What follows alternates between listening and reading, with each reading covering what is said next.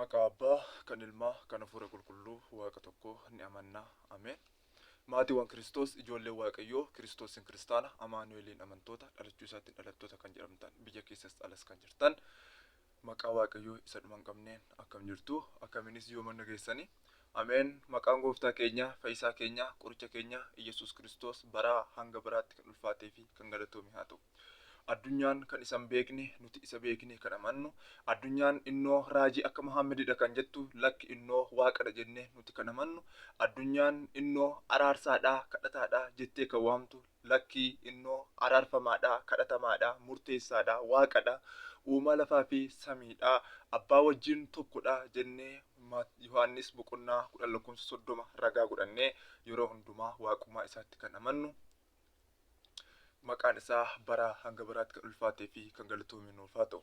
Kan isaa waamnee hira darbuu kan hin dandeenye, bara nageenyi hin jirre nageenya qabeettii kan taate, bara araarri hin jirre araara qabeettii kan taate, bara eebbi hin jirre eebba qabeettii kan taate, haadha Waaqayyoo, Waaqayyoon kan nuuf deesse, gaafa guyyaa jimaataa fannoo jalatti karaa Yohaannisiin kan nuuf kennamte, dugda isheetti ilma ishee baattee Beetelihemii hanga Gibxiitti kan godaante haadha keenya qulqulleettii dubaroo Maariyaam barahaa Gibxii yookaan gammoojjii Gibxii keessatti wajjin kan dhiphatte, beeloftee dheebottee gidiraa kan simatte, maqaan ishee bara hanga baraatti kan ulfaatee fi kan eebbifame nuuf haa ta'u. Kan isaanii waamnee si darbuu kan hin dandeenye, akkuma sadarkaa Waaqayyo isaaniif kenneefitti ergamoota Waaqayyoo kan nuuf kadhatan qulqulloota toloota ergamoota hunduma isaaniif maqaan isaanii bara hanga baraatti kan ulfaateef kan galatoome nuuf haa ta'u. Egaa akkuma fedhaa fi eeyyama Waaqayyootti yeroo qabnurraa yeroo muraasa fudhannee sagalee Waaqayyoo wajjin barannaa, laphee Liidiyaaf kennee anaafis isiniifis akka kennu fedhaaf jaalala Waaqayyoo nuuf haa ta'u. Egaa akkuma beekamu yeroo darbe yaa mucaa koo nama ta'i mata duree jedhuun ulaagaa namummaa kutaa 1ffaa fi 2ffaa isaa gaggabaabsinee ilaallee turre. Amma garuu kutaa 3ffaa isaa yaa mucaa koo nama ta'i ulaagaa namummaa kutaa 3ffaa waliin ilaallaa jechuudha. Namni tokko nama ta'uuf maaltu isa barbaachisa, namni tokko nama jedhamuuf maaltu isa barbaachisa kan jedhu waliin ilaallaa jechuudha. Egaa inni kan biraan maaliif akka uumaman beekuudha. Namni tokko nama jedhamuuf yookaan immoo namni tokko nama ta'uuf maaliif akka uumame beekuun dirqama isaatii jechuudha. Egaa akkuma mata duree isaa ibsutti namni tokko maaliifidha kan inni uumame, maal gochuufidha kan inni uumame, uumamuun nuti dhala namaa maaliifidha kan inni barbaachise kan jedhu waliin ilaallaa jechuudha. Akkuma mata dureen isaa ibsutti namni maaliif uumame jedhee of gaafachuu fi beekuun dirqama isaati. Namni maaliifan uumame jedhee beekuu fi of gaafachuun dirqama isaati.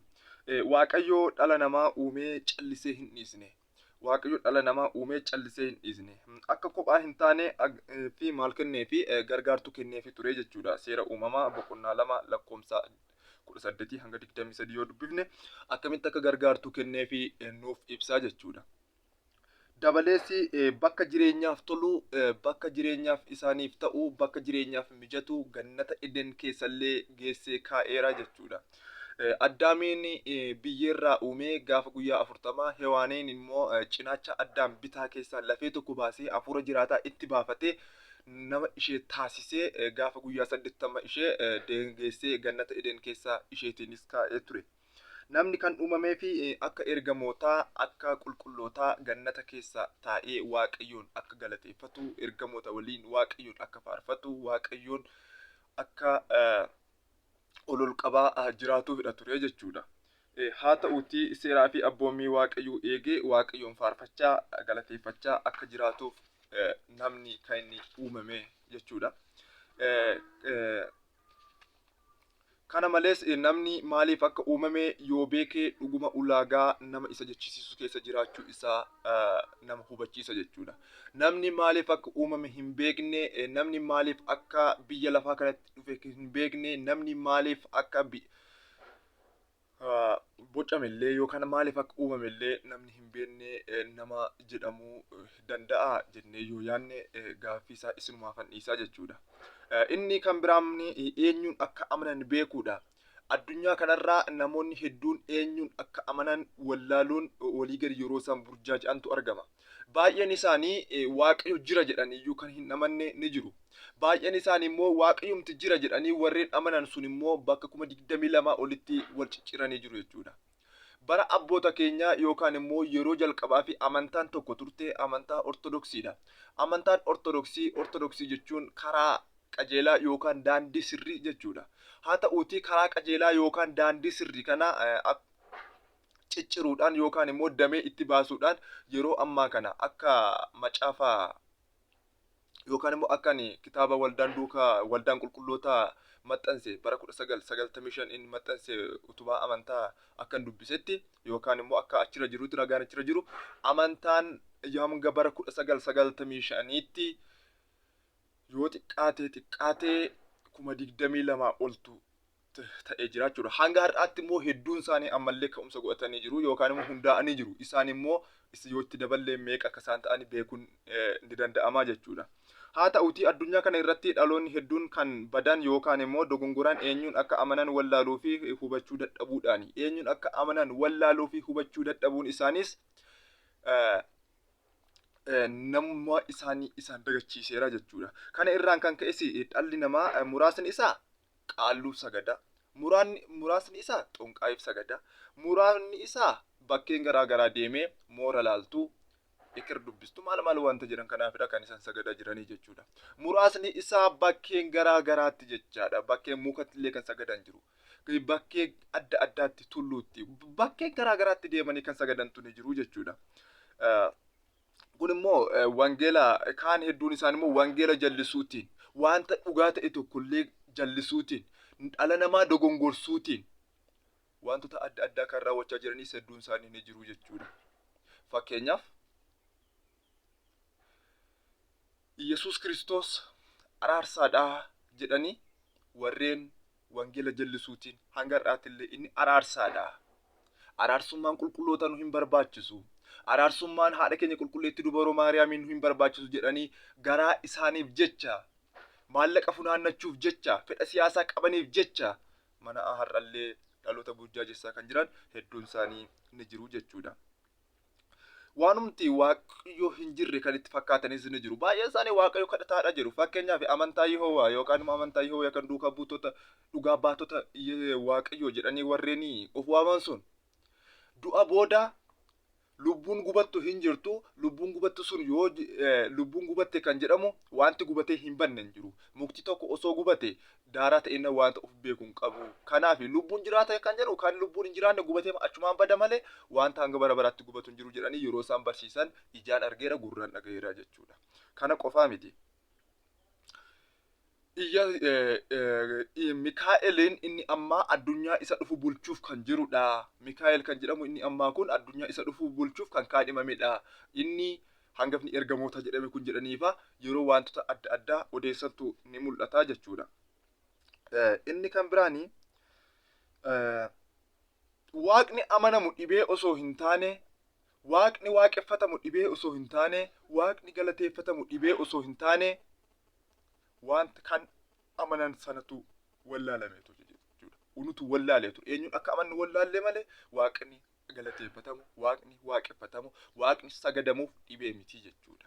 Maaliif samiif lafa kan uume addunyaa kana dura kan ture ammas kan jiru darbees kan jiraatu alfaaf oomeegaa kan ta'e gooftaan keenya fayyisaan keenya Yesuus Kiristoos waaqayyo teessoo isaarra ni jira jechuudha. Aangoo kan qabu kan inni ni jira jechuudha. Kan wallaaluun kan waaqessan wallaaluun immoodha kufaatii dhaloota hedduuf sababa guddaadha. Garuu nuti erga kana amannee hubannee isa nu uumetti amanuun, isaaf bitamuun, isaaf sagaduun, isaaf faarfachuun walumaa galatti wantoota waaqayyoo fi ta'an hunda raawwachuun lubbuu keenyaaf fayyina, foon keenyaaf boqonnaa akka ta'e beekuun gaariidha. Lubbuu keenyaaf fayyinadha, foon keenyaafis boqonnaadha. Eenyuun akka amannu yoo beekne jechuudha. Kabajaa fi sagada waaqummaa waaqayyoof kennuun eenyuun akka amanan beekuun ulaagaan nama tokko nama jechisiisan keessaa tokkodha jechuudha. Eenyuun akka waaqessan, eenyuuf akka sagadan beekuun ulaagaa nama tokko nama taasisan keessaa, wantoota nama tokko nama taasisan keessaa safartuu dhala namaa yookaan safartuu nama tokko nama taasisan keessaa isa tokkodha jechuudha. Inni kan biraani maalummaa sagada kennaa Waaqayyoo adda baasanii beekuudha. Maalummaa sagada kennaa Waaqayyoo adda baasanii beekuun yookaan immoo maalummaa sagada kennaa fi waaqummaa adda baasanii beekuun ulaagaa namummaa keessaa isa tokkodha jechuudha. Kana tokko tokkoon ilaalla. Sagada waaqummaa. Sagadni waaqummaa fi sagadni kennaa maalidha? Sagadni waaqummaa jechuun maal jechuudha? Sagada waaqummaa yeroo jennu Waaqayyo waaqa dhugaa, waaqa guddaa, uumaan uumamoota hundumaa siidhaa jennee isaaf sagaduu, faarfachuu, kadhachuu fi aarsaa isaaf dhiyeessuu jechuudha. Wanta adda tokko hin qabu. Waaqayyo uumaan hundumaa siidhaa. Ati hundumaan olidha. Uumaan uumamoota 22 siidhaa jennee isaaf waaqessuu, sagaduu, qoma'uu, sagada waaqummaa Waaqayyo qofaaf ta'udha jechuudha. Saganni waaqummaa Waaqayyo qofaaf kan sagadamudha. Sababni isaas wanti hundumtuu isaan ta'e jechuudha. Wanti hundumtuu isaan ta'e. Uumamoonni 22 jiran hundi isaaniiyyuu isaan uumamani. Samiin akkas diriiree mul'atu kun, lafti akkas isamee mul'atu kun hundumtuu kan ol jedhee deemu, lafa jalasaa ta'u, lafa irra qilleensa irras kan balali'u yoo ta'e hundumtuu isaan uumamee jechuudha. Yohaannis 1:3 irratti. Kana duwwaa miti. Inni buddeenni jireenyaa isadha jennee amanuun dirqama namummaa keenyaati jechuudha. Yohaannis 6:35. Ifni addunyaa isadha jennee amanuun dirqama keenyadha jechuudha. Yohaannis 10:11. Yohaannis 8:12. Tiksee gaariin isadha jennee amanuun dirqama keenyadha jechuudha. Yohaannis 10:11. Du'aa ka'umsii fi jireenyi isadha. Yohaannis 11:21. Balballi hoolotaa isadha.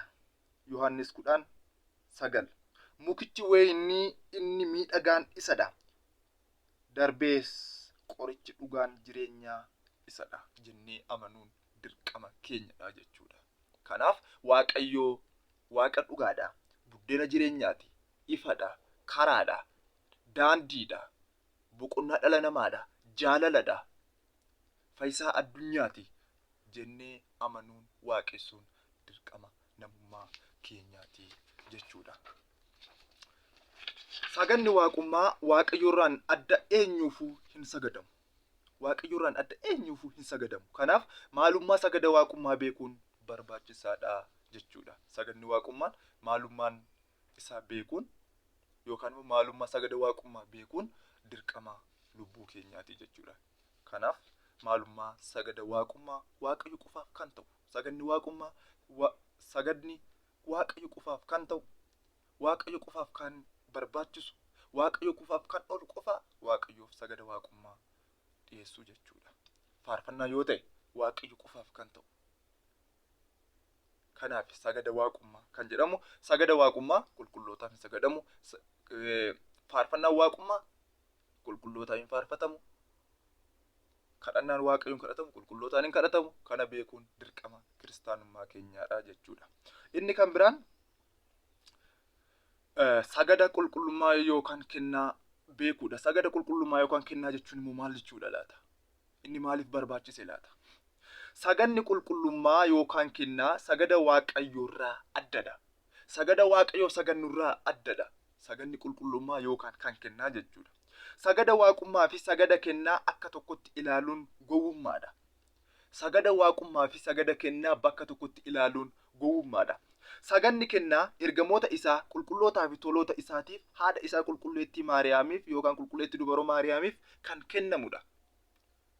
Addunyaa kana irratti warreen hojii gaarii hojjetanii Waaqayyoof amanamanii dhugaaf dhugaatiin wareegamanii sagannii fi kabajni kennaa ni ta'aafi. Akkuma qulqulloonnii fi raajonni nu barsiisanitti sagada kennaa ergamootaaf qulqullootaaf ni saganna.